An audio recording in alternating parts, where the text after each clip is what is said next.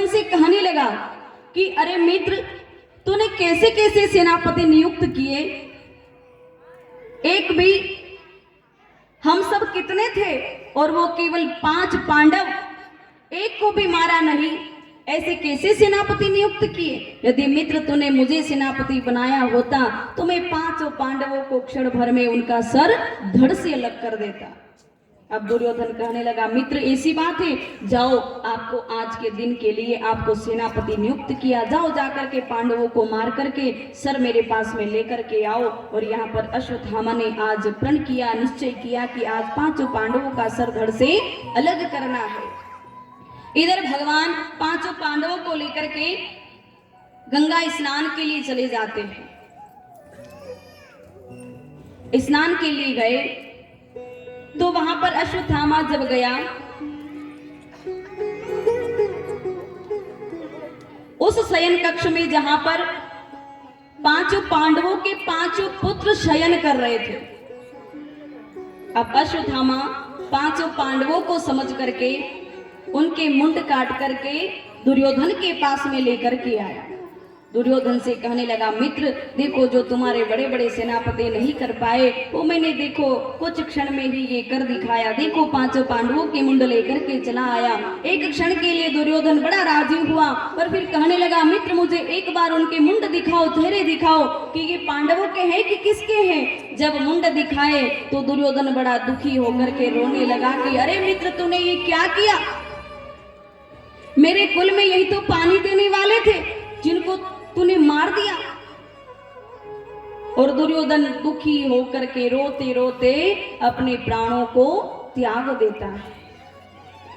इधर अश्वत्थामा विचार करने लगा कि मैंने अर्जुन के पुत्रों को, 5 पांडवों के पुत्रों को मारा है, अब अर्जुन मुझे छोड़ेगा नहीं। प्राण बचाने के लिए इधर उधर भागने लगा। इधर 5 पांडवों के साथ में भगवान श्री कृष्ण जब अपने निज स्थान पर आए, आकर के देखा तो द्रौपदी आज रुदन करने लगी, विलाप करने लगी कि मेरे पुत्रों को मार दिया। अरे मैं अभी माँ होकर के यहाँ पर जीवित हूँ और मेरे सामने मेरे नन्हे नन्हे बालकों की हत्या कर दी। बालकों का हत्यारा कौन है? जब भगवान ने देखा कि अश्वत्थामा का किया धरा है, आज अर्जुन जी गांडी धनुष लेकर के अश्वत्थामा के पास में जाते हैं और वहां पर दोनों की तरफ से, यहाँ पर अश्वत्थामा अपने प्राण बचाने के लिए ब्रह्मास्त्र का प्रयोग कर रहा है, पर इधर अर्जुन जी ने भी ब्रह्मास्त्र को छोड़ा है।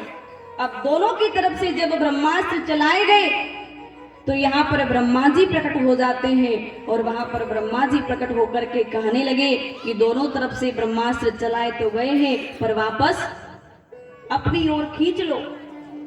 लौटाने की जब कहा तो यहाँ पर अर्जुन जी तो धनुर्धारी हैं, उनको वापस बाण को लेने की विधि याद थी, पर यहाँ पर अश्वत्थामा को वापस बाण लेने की विधि याद नहीं थी।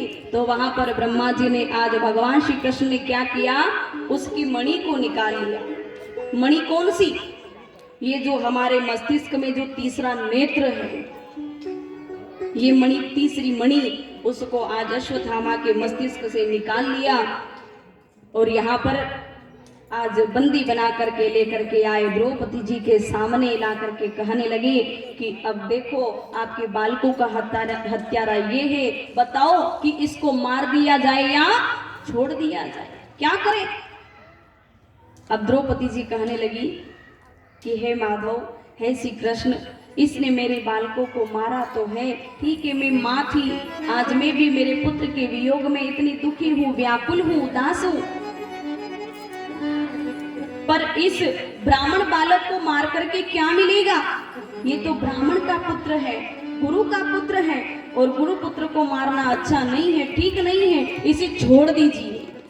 अरे अगर इसको मार देंगे तो जिस प्रकार से मैं मेरे पुत्र के वियोग में दुखी हूँ, व्याकुल हूँ, तो ऐसे ही इसकी माँ भी दुखी हो जाएगी। मैं नहीं चाहती कि मेरे कारण किसी और दूसरी माँ को भी ये कष्ट सहना पड़े।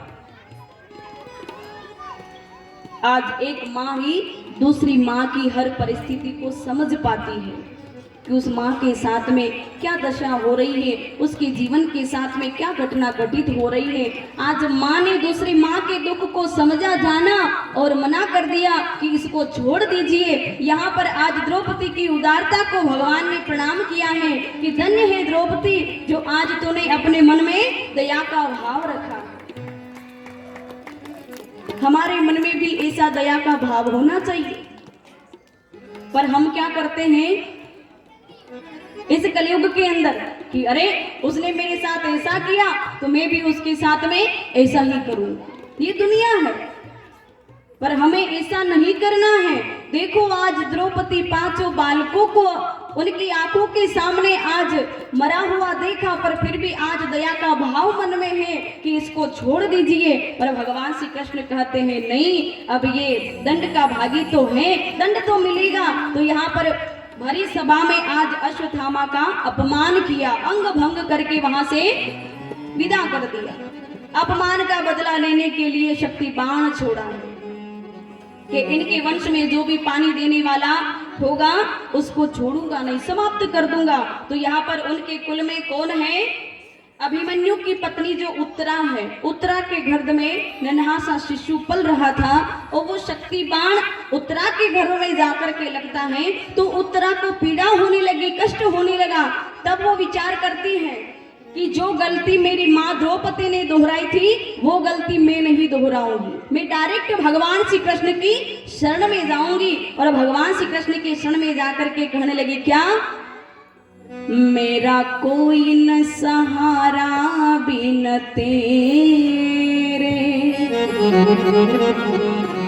मेरा कोई न सहारा बिन तेरे, नंदलाल सांवरिया मेरे, मेरा कोई न सहारा बिन तेरे, नंदलाल सांवरिया मेरे, नंदलाल सांवरिया मेरे, नंदलाल सांवरिया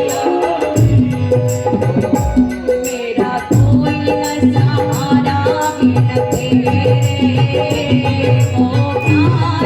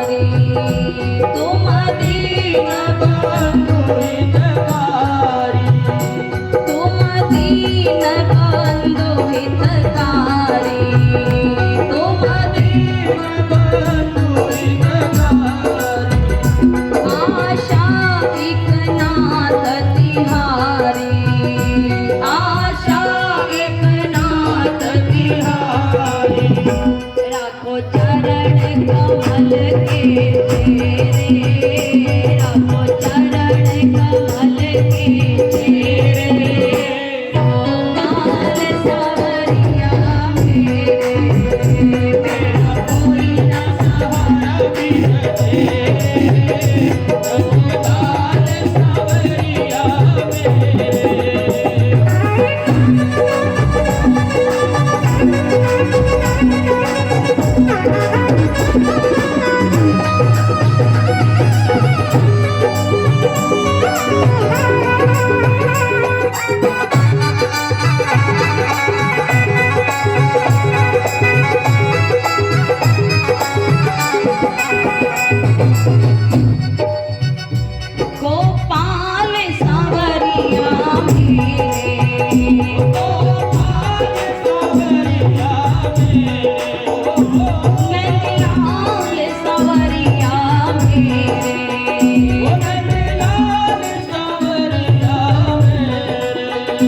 मेरा कोई न सहारा बिन तेरे गोपाल सावरिया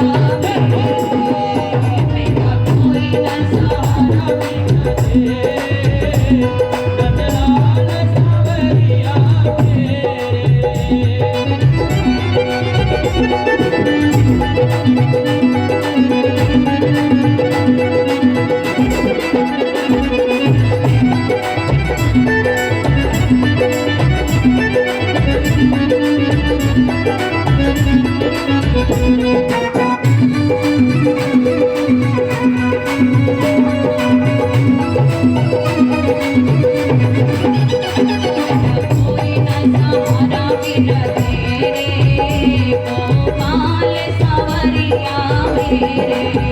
मेरा कोई न सहारा बिन तेरे मेरा कोई न सहारा बिन तेरे गोपाल सावरिया मेरे मेरा कोई